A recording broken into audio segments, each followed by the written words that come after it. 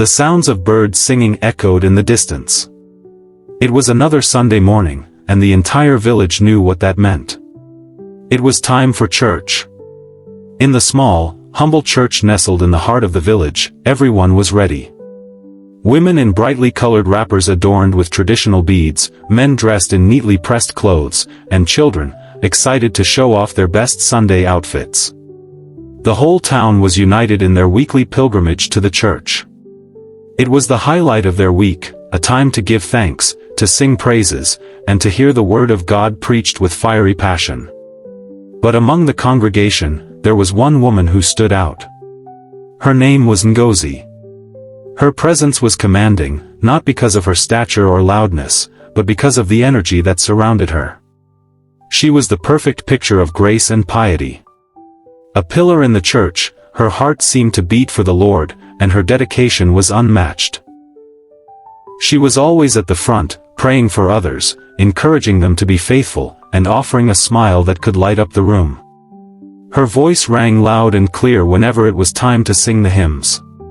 The choir loved her, and the congregation looked up to her, seeing her as a woman whose life had been blessed and molded by God. However, behind that radiant smile, behind her unwavering faith, there was a story no one knew. No one knew the battles she fought in silence, the tears she shed behind closed doors, or the lies that seemed to trap her at every corner. Ngozi was a woman of secrets, a woman whose life, though blessed on the outside, was filled with turmoil on the inside. And the truth, the one that none of the church members could ever guess, was one that weighed heavily on her heart. You see, Ngozi's life was a complex web of guilt, shame, and fear. It began years ago, when she married Chijioke, a man who was known throughout the village as a successful businessman. He had everything going for him: money, charm, and a reputation that seemed untouchable. But what the village didn't know, what even Ngozi had not realized until it was too late, was that Chijioke was not the man he appeared to be. At first, the marriage seemed perfect. They were the power couple of Omateo. Ngozi and Chijioke were envied by the women, admired by the men, and respected by all. But behind closed doors, Chijioke's temper grew darker with each passing year. At first, it was small things, snide comments, angry outbursts, moments of silence that stretched into hours. But it didn't take long before the emotional abuse turned physical. Chijioke's anger was like a storm, unpredictable and violent. He would lash out, throwing things, breaking furniture, and sometimes hitting Ngozi. And when the storm passed, he would apologize, profusely, with flowers, with promises, with lies that Ngozi desperately wanted to believe. She hid the bruises, wore long sleeves even in the heat of the day, and smiled through the pain when church members asked about her well-being. "I'm fine," she would say, "God is good." But deep inside, she knew she wasn't fine. No one in the church could fathom this dark side of Ngozi's life. She was the woman who led Bible studies, who counseled young couples, who comforted the sick. She was the woman who prayed fervently for the entire congregation, lifting up their burdens while carrying the weight of her own in secret. As the years went by, things became worse. Chijioke's temper escalated, and the beatings grew more frequent. But no one in the church knew. No one could ever imagine that this gentle, graceful woman, the one who would stand at the pulpit with such confidence, was slowly being destroyed by the man she had vowed to love for better or for worse. She could not leave him. She couldn't bear the shame. What would the people in the church think? What would they say? They all knew her as the virtuous woman, the model wife. How could she explain that her life was a lie? But as the years passed, the emotional toll became unbearable. Ngozi began to withdraw. She became quieter during church services, her once radiant smile now forced, barely masking the pain. She felt trapped in a marriage that had become a prison, trapped in a church where the truth could never be spoken, trapped in a world where appearances mattered more than reality. The more Ngozi tried to pray her way out, the more the burden grew. She prayed for strength. She prayed for deliverance. But each prayer felt like a cry into an empty void, unanswered, unheard. She prayed to God to save her, to make it all stop. And yet, every Sunday, she would step into the church with the same mask, the same smile, the same act of devotion that hid the truth of what was happening behind the scenes. But today, something was different. As Ngozi knelt to pray, she felt a strange stirring in her spirit. The weight of her secret, the secret that she had carried for so long, began to gnaw at her. She felt like she was suffocating under the pressure of it all. For the first time, she wondered, what if her church members knew? What if they could see beyond her perfectly crafted facade and into the shattered woman she had become? Would they still see her as the perfect example of faith, or would they judge her? The service continued, and Ngozi tried to focus, but her mind raced. She couldn't shake the thought. What if they knew? What if they understood the burden she carried? As she closed her eyes, the weight of her secret pressed down on her heart like never before. And then, in that moment of desperation, she heard a voice. A whisper so soft, so gentle, it almost felt like a dream. You are not alone. The voice wasn't from the preacher, nor from anyone in the congregation. It came from deep within, as if a piece of her own soul had spoken the words. It was then that Ngozi knew, she could no longer carry this alone. The truth had to come to light. But what would it cost her? As the service came to a close, she stood up, her hands trembling, her heart pounding. She wasn't sure what would happen next, but for the first time in years, she felt a flicker of hope. Maybe, just maybe, the truth would set her free. In the next parts of this story, the moral will unfold, showing that no one should feel that they are alone in their struggles. Sometimes, the church, the community that is meant to provide solace, can be a place of isolation if one feels they cannot share their pain. Truth and vulnerability bring healing, and it's in the embracing of one's imperfections that true growth happens. The church bells rang loudly through the village, signaling the end of the service. The congregation slowly filed out, greeting one another with warm smiles, their voices full of energy as they shared the events of the week. As usual, Ngozi stayed behind for a moment, lost in thought. She watched as the others left, oblivious to the storm brewing inside her heart. Her hands were still trembling, her pulse still racing from the whispers she had heard deep within her soul.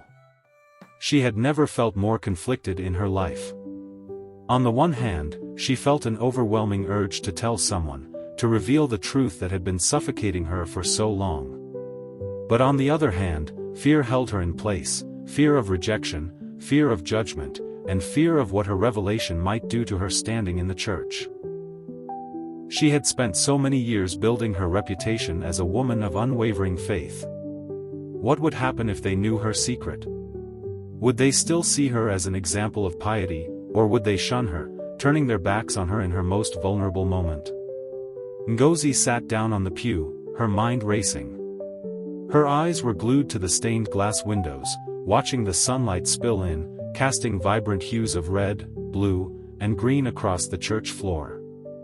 The colors were beautiful, but they reminded her of the beauty she had once felt in her marriage. The love, the laughter, the dreams they had shared. But now, all of that seemed like a distant memory, a faded photograph tucked away in the corners of her mind. What had happened to the man she had married? What had happened to their love? As the church emptied, she felt a hand on her shoulder. Startled, Ngozi turned to find Pastor Ade, the man who had watched over the church for years. He was tall, with a kind face and a deep, booming voice that could command the attention of even the most unruly of children. He had been a steady presence in Ngozi's life, guiding her through spiritual struggles, offering counsel when she needed it. But today, his gentle eyes seemed to be searching for something in her. "Ngozi, you okay?" he asked, his voice soft but filled with concern. Ngozi swallowed hard, her throat dry. She nodded, managing a weak smile. "I'm fine, Pastor. Just a little tired." The pastor's gaze lingered on her for a moment longer, as if he could see the turmoil beneath her composed exterior. He had always admired Ngozi, her commitment, her service to the church, her unwavering faith. But he had noticed the changes in her over the past few months. Her once vibrant spirit now seemed dulled, her smile no longer reached her eyes. He couldn't ignore it any longer. Something was wrong. "You know you can talk to me, right?" he said, placing a hand over hers. "You've always been there for others. But it's okay to lean on someone else when you need it, too." The words hit her like a wave, crashing over her with a force she hadn't expected. It was as if the dam she had built up for years was beginning to crack. She wanted to confide in him, to tell him everything, to share the burden that had haunted her. But the words stuck in her throat, unwilling to leave. For a long moment, they sat in silence, the only sound the soft rustling of leaves outside the church windows. Ngozi could feel the weight of Pastor Ade's gaze, but she couldn't bring herself to speak. She wasn't ready. Not yet. "I'll be here if you need me," Pastor Ade said softly, giving her hand a gentle squeeze before standing up to leave. "Take care of yourself, Ngozi. You're not alone in this." As he walked away, Ngozi sat in the quiet of the church, her heart pounding in her chest. She was on the edge. She could feel it, her secret, her pain, it was all right there, just waiting to spill out. But fear was holding her back. Fear of being exposed. Fear of the shame that might come with telling the truth. And yet, deep down, she knew that the weight of this secret was too much for her to carry alone anymore. That evening, as she returned home, the tension in the house was palpable. Chijioke had not yet returned from his business trip, and for that, she was thankful. It was the first time in weeks that she had a moment of peace. She went to the kitchen, preparing a simple meal. Her hands moved automatically, the routine offering her some semblance of control. But even as she cooked, she couldn't escape the thoughts swirling in her mind. She needed help. She needed to be free. Later that night, as she lay in bed, her thoughts consumed her. She stared at the ceiling, the weight of the darkness pressing in on her. She had prayed for years, begged God to intervene, to change her circumstances. But nothing had changed. And yet, she couldn't help but wonder if this was the moment. The moment when she would find the courage to speak up. The next Sunday, Ngozi arrived at church earlier than usual. The building was still quiet, the air thick with the scent of incense and polished wood.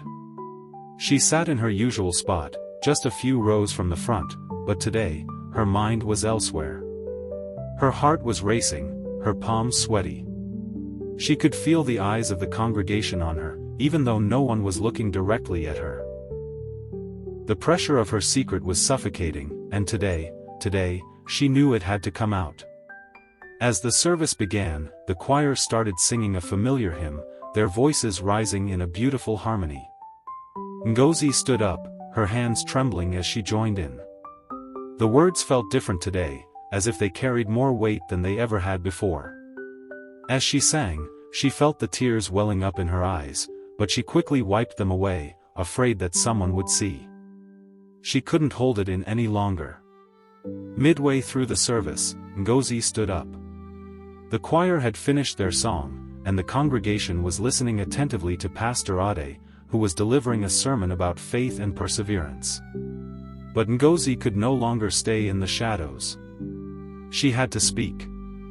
She had to reveal the truth. The whole room fell silent as she made her way to the front of the church. Her heart pounded in her chest, her legs felt like jelly, but she kept walking. When she reached the pulpit, she turned to face the congregation. For a moment, she stood there, unable to speak, her chest tight with fear. But then, she opened her mouth, and the words came pouring out. "I have a secret," she began, her voice trembling. "A secret that I've kept hidden for far too long. The truth is a powerful force. It has the ability to free us from the chains of shame and fear. But speaking the truth takes courage, and it is often only when we allow ourselves to be vulnerable that we can begin to heal. The moment of truth. The words hung in the air like a heavy mist, thick with the weight of what Ngozi had just said. I have a secret. The congregation, usually so full of life and laughter, fell into stunned silence. No one moved, no one spoke. The air seemed to freeze around her, each breath she took feeling heavier than the last. Ngozi's eyes scanned the crowd, but she could not bring herself to look anyone in the face. She had stood up with the intention of confessing, but now, standing before the church members who had known her as the perfect example of virtue, she wondered if she could really go through with it.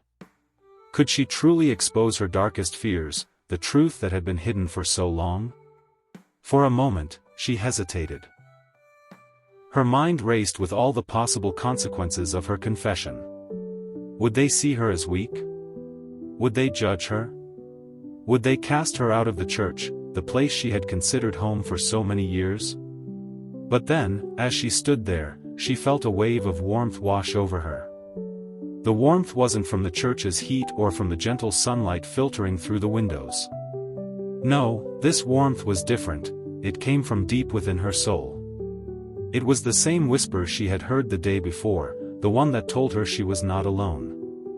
The voice that urged her to speak the truth. It was a voice of compassion, of acceptance, of freedom. Ngozi took a deep breath, steadying herself. She raised her head, looking toward Pastor Ade, who was standing just behind her, his face filled with concern. He nodded slightly, encouraging her, silently telling her that it was okay, that she could continue. With a deep breath, Ngozi found her voice again, and this time, it was stronger. I've lived a life of fear and pain, she continued, her voice quivering but determined. For years, I've been hiding behind a mask, pretending to be someone I'm not. I've been living in an abusive marriage, and I have been too afraid to speak up.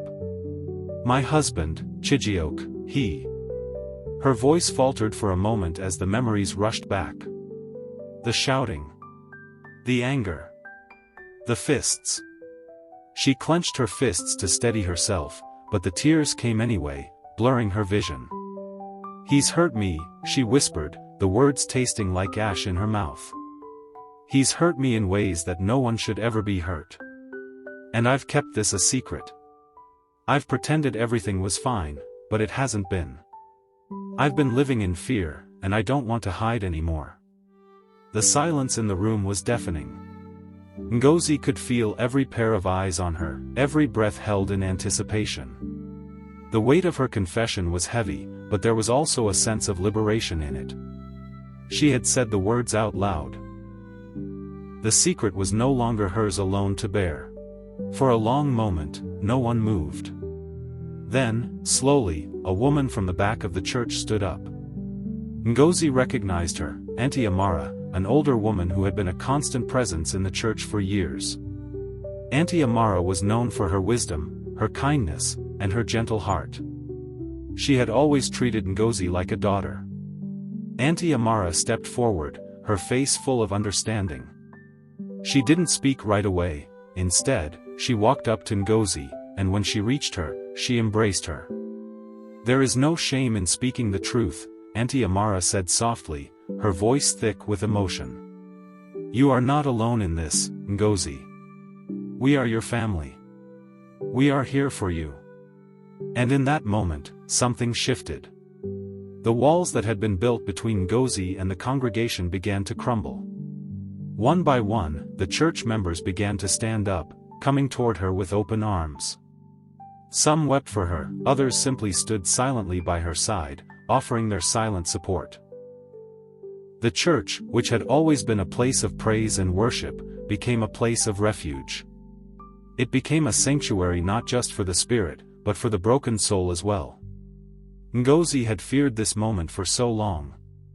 She had feared being judged, feared being rejected. But what she found instead was compassion. What she found was the love of a community that, despite everything, would not turn their back on her. As Pastor Ade stepped forward, he placed a hand on her shoulder, his voice gentle but firm.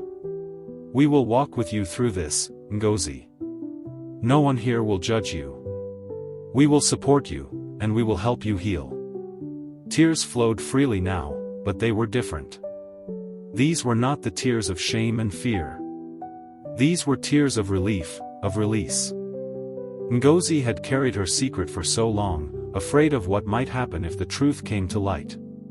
But now, with the support of her church family, she could breathe. She could be free. Pastor Ade turned to the congregation and raised his hands, his voice booming with authority and compassion. "Let this be a reminder to all of us," he said. "No one is beyond redemption. No one is beyond the reach of God's love. We are called to be a community that supports each other in our darkest times. No matter what you are going through, you are not alone." The congregation responded with a chorus of "Amen," their voices echoing throughout the church, their affirmation filling the space with warmth and unity. As the service ended, Ngozi stayed at the front, surrounded by her church family. She had no idea what would come next, but for the first time in years, she felt like she was standing on solid ground. She was not alone. She had the support of those who cared for her, and more importantly, she had the strength to face her fears. That night, as she lay in bed, she found herself praying, not for escape, but for courage. She prayed for the strength to rebuild her life, for the wisdom to know what steps to take, and for the peace that could only come from embracing the truth. And as she drifted off to sleep, a sense of calm washed over her, a peace that she had not known in years. She wasn't just going through the motions anymore. She was beginning to live again. The journey of healing starts with the courage to speak the truth. We all carry burdens, but we were never meant to carry them alone. Sometimes, the strength to overcome comes not from within ourselves, but from the community around us. Vulnerability is not a weakness, it is the key to unlocking the healing we so desperately need. Rebuilding and the path to freedom. The days that followed Ngozi's confession were unlike any she had ever experienced. The initial relief from speaking her truth was overshadowed by the overwhelming weight of the aftermath. She was still adjusting to the sudden shift in how others saw her, and how she now saw herself. The truth had been set free, but the consequences of that truth were yet to unfold. Chijioke hadn't yet returned from his business trip, and Ngozi wasn't sure how to face him when he did. Would he see her as weak, as someone who had betrayed their marriage? Would he retaliate, more angry and vengeful than ever? Or would he finally understand the depth of her suffering, and perhaps, just perhaps, change his ways? These questions swirled around her constantly, but there was also another, more hopeful thought that lingered, the support from her church family. She was no longer standing alone. The love, compassion, and understanding she had received from them had filled her with a quiet, determined strength. They had not rejected her. They had not turned their backs. And that, more than anything, gave her hope. Each day, she received calls, visits, and messages from church members offering words of encouragement. Auntie Amara, in particular, made it a point to visit Ngozi every evening, bringing her comforting meals, and sitting with her as she poured her heart out. "You don't have to carry this burden alone," Auntie Amara would tell her. "The path to healing may not be easy, but you are not walking it by yourself." Ngozi began to slowly rebuild. She took small steps, starting with returning to her Bible study group, even though the pain was still fresh. The women in the group, who had been among her closest friends, embraced her with open arms. They didn't ask questions. They didn't probe for details. They simply offered their support and love, letting her know that her past did not define her. But as time went on, Ngozi realized something important. While the church had given her the strength to face her truth, it was still up to her to take the next steps. She couldn't rely on others to fix her problems or shield her from the consequences of her choices. If she wanted to heal, she needed to take control of her own life. The decision wasn't easy, and it wasn't one that came without hesitation. But one evening, after a long conversation with Auntie Amara, Ngozi knew what she had to do. She needed to leave Chijioke.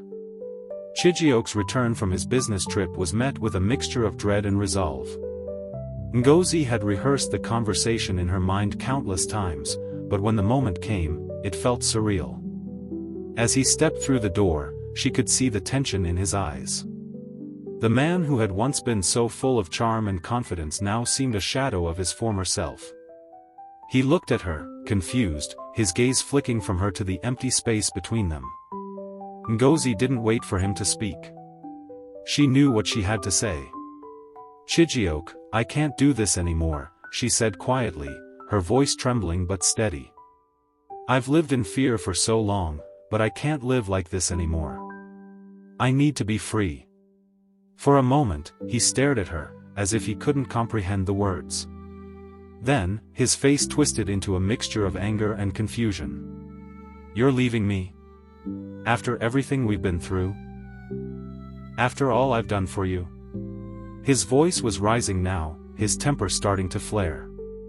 But Ngozi stood her ground, her back straight, her heart beating with a newfound strength. "I'm not leaving you because of what you've done for me," she said. "I'm leaving because of what you've done to me. And I won't let that continue." It was the hardest thing she had ever done.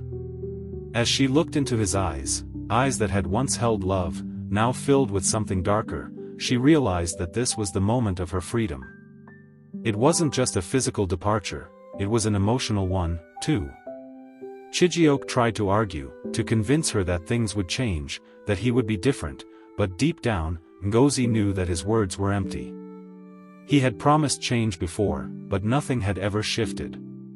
She had waited, hoping, praying for him to change. But now, for the first time, she realized that the change had to come from within her. "I have to go," she said softly. "I have to take control of my own life." And with that, she walked out of the house, leaving behind the years of pain, the broken promises, and the fear that had held her captive for so long. The following weeks were a whirlwind of emotions. Ngozi stayed with Auntie Amara for a while, as she figured out what her next steps would be.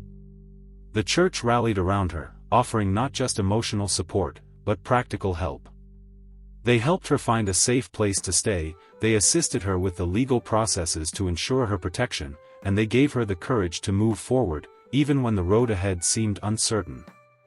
One evening, as she sat in the church garden, reflecting on everything that had happened, Ngozi realized something important: she had become a different person.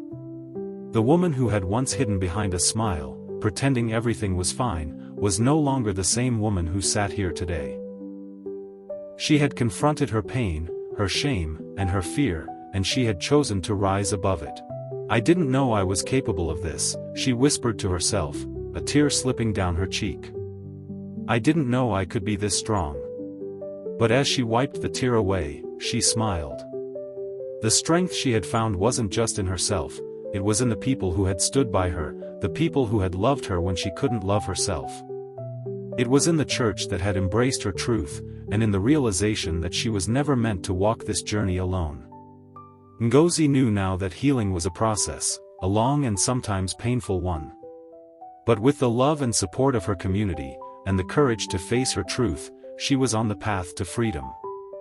A path that was not defined by the darkness of her past, but by the light of hope that now filled her heart. Healing begins with the courage to face the truth. It's easy to hide behind a mask and pretend that everything is okay, but true freedom comes when we allow ourselves to be vulnerable. The strength to change doesn't always come from within, sometimes, it comes from the love and support of the people around us. When we are open to receiving help and to embracing the truth, we can begin to rebuild our lives, one step at a time. The months that followed were both challenging and transformative for Ngozi.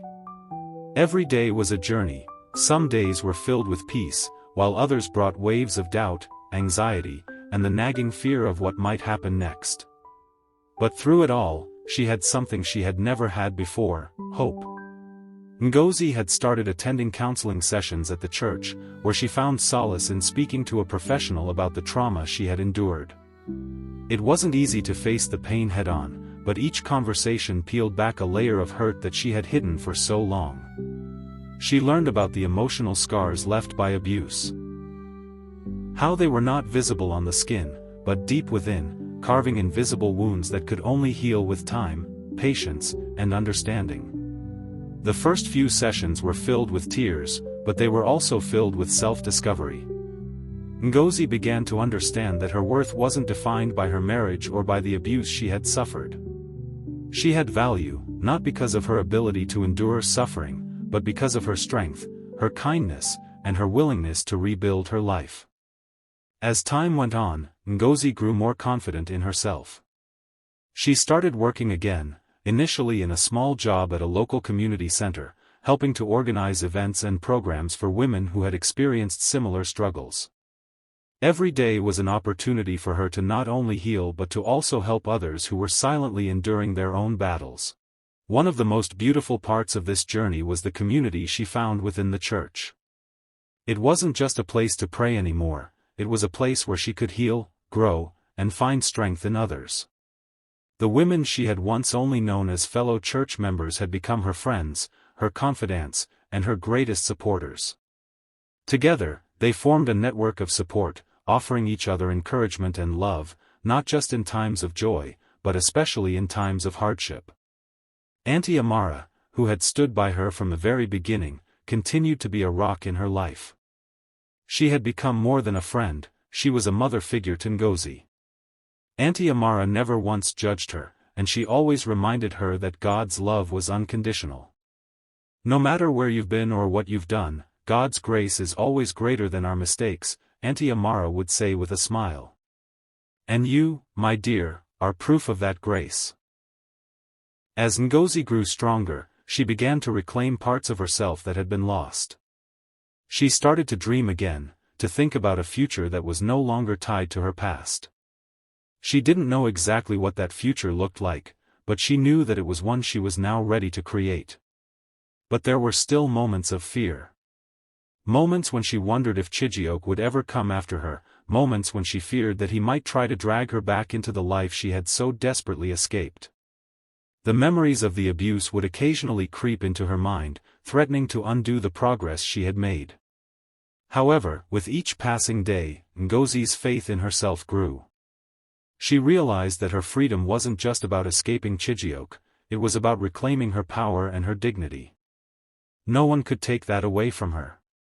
One Sunday, as she sat in the church, listening to Pastor Ade preach about forgiveness and redemption, Ngozi realized that she had come full circle. The pain that had once consumed her was now a part of her story, but it no longer defined her. She had faced the darkness, and through the support of her community and her unwavering faith, she had emerged stronger.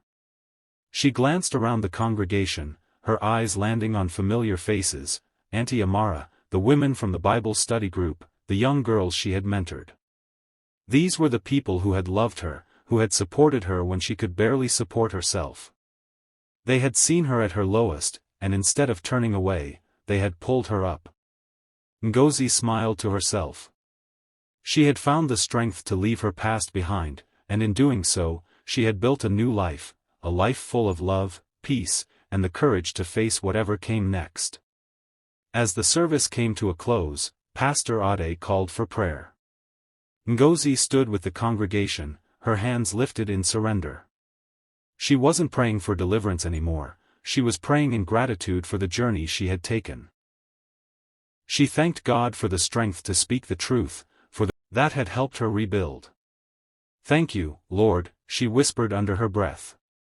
"Thank you for showing me that I am worthy of love and happiness." And as she stood there, surrounded by her church family, she knew that no matter what came next, she was ready. She had found her voice. She had found her freedom. And most importantly, she had found herself. Moral of the story. True freedom comes from facing the truth and embracing vulnerability. No matter the darkness of our past, we are never beyond redemption. With courage, faith, and the support of those who love us, we can rise above our struggles and rebuild our lives. Never underestimate the power of community and the strength found in love and truth. Your journey of healing begins the moment you choose to be free. Lessons from the story. 1. The power of vulnerability. One of the strongest lessons in the story is that vulnerability is not a weakness. Ngozi had lived a life of secrecy and fear, trying to protect herself by hiding her pain. However, when she chose to be vulnerable and share her truth, she found healing, support, and strength. Lesson: opening up about personal struggles and being vulnerable with trusted people is not only a path to healing but also a way to break the chains of shame and isolation. 2. The importance of community. Throughout her journey, Ngozi's church community played a pivotal role in her recovery. The support she received from Auntie Amara and other church members showed her that no one should walk through life's hardest moments alone. Lesson: never underestimate the power of a supportive community. Whether it's family, friends, or church, reaching out and building a network of care is crucial in times of hardship. 3. Self-worth and empowerment. Ngozi spent years trapped in a relationship that made her feel small and unworthy. But through therapy, the support of others, and her own self-reflection, she regained her sense of worth. She learned that her identity was not tied to the abuse she endured, and her strength was defined by her resilience, not her suffering. Lesson: recognize your own value and never let anyone else's actions or words define your worth. You have the power to rise above difficult circumstances and take control of your life. The courage to let go. One of the hardest decisions Ngozi had to make was to leave her husband, Chijioke, despite the emotional and social consequences. But her decision to walk away from a toxic relationship marked the beginning of her healing. Lesson: sometimes, letting go of a relationship, even a long-term one, is necessary for personal growth and safety. It takes immense courage, but it's essential for your well-being and future happiness. 5. Healing is a process. Ngozi's journey was not instantaneous. It was a long road of rebuilding, self-discovery, and acceptance. The healing process involved facing uncomfortable truths, seeking therapy, leaning on others for support, and finding strength in faith. Lesson: healing is not a quick fix but a gradual process. Be patient with yourself, and understand that it takes time to recover from deep emotional wounds. 6. Forgiveness and redemption. While Ngozi chose to leave Chijioke, her journey was not about seeking revenge or staying angry. Instead, she found peace in forgiving him and, more importantly, forgiving herself. Her ability to accept and move past the past allowed her to find true freedom. Lesson: forgiveness is not about the other person, it's about freeing yourself from the weight of anger and bitterness. Redemption and peace come from within when you release the burden of past hurts. Morals of the story. 1. The truth sets you free. The core moral of the story is that the truth, no matter how painful, has the power to set you free. Ngozi's decision to speak out and reveal her truth, no longer hiding behind a perfect facade, was the key to her liberation. Moral: speak the truth, even when it's hard. The act of being honest with yourself and others can bring freedom, peace, and the possibility of a better future. 2. You are not defined by your pain. Ngozi's past, filled with pain and suffering, did not define her future. She learned that while her experiences shaped her, they did not have the final say in her life. Her strength, character, and resilience came from her willingness to change and grow. Moral: no matter how dark your past may seem, it does not define who you are or who you can become. Your ability to heal, grow, and move forward is what truly defines you. 3. Healing comes from within, but support is essential. While Ngozi did the internal work to heal, it was her church family, her friends, and the counseling that helped her regain the courage to continue her journey. The story emphasizes the balance between inner strength and seeking help when needed. Moral: healing is an inside job, but it often requires the support and love of others. Don't be afraid to lean on your community, friends, or professionals for help. 4. You deserve love and peace. One of the most poignant aspects of Ngozi's journey is that she eventually realized she deserved love, real love that was based on respect, kindness, and trust. She didn't have to settle for anything less. Moral: you are worthy of love and peace. Never settle for a relationship that hurts you or diminishes your worth. You deserve respect, kindness, and a partnership that uplifts you. 5. Courage in the face of fear. The fear of what might happen if Ngozi left her husband, if she shared her truth, or if she started a new life was immense. But she found the courage to act despite that fear. Courage is not the absence of fear, but the strength to move forward in spite of it. Moral: courage is not about being fearless, but about taking action despite fear. When you choose to face your fears, you open the door to possibilities you never thought were possible. 6. Your story can inspire others. By sharing her journey, Ngozi became a source of inspiration for others. The church members who had once seen her as a model of perfection now saw her as a real, authentic woman, one who had faced tremendous challenges and emerged stronger. Moral: your story, no matter how difficult, can inspire others. When you share your truth, you not only heal yourself but also offer hope to those who are struggling with similar battles. Conclusion: Ngozi's story is one of hope, transformation, and the resilience of the human spirit. It teaches us that we are not defined by the pain of our past but by our capacity to heal, grow, and change. The power of vulnerability, community, and forgiveness plays a central role in overcoming life's challenges, and we learn that true freedom comes from embracing our truth and choosing to live a life of purpose and authenticity. Please don't forget to like and subscribe to our channel. Please don't forget to tell us the country you are watching from in the comment section.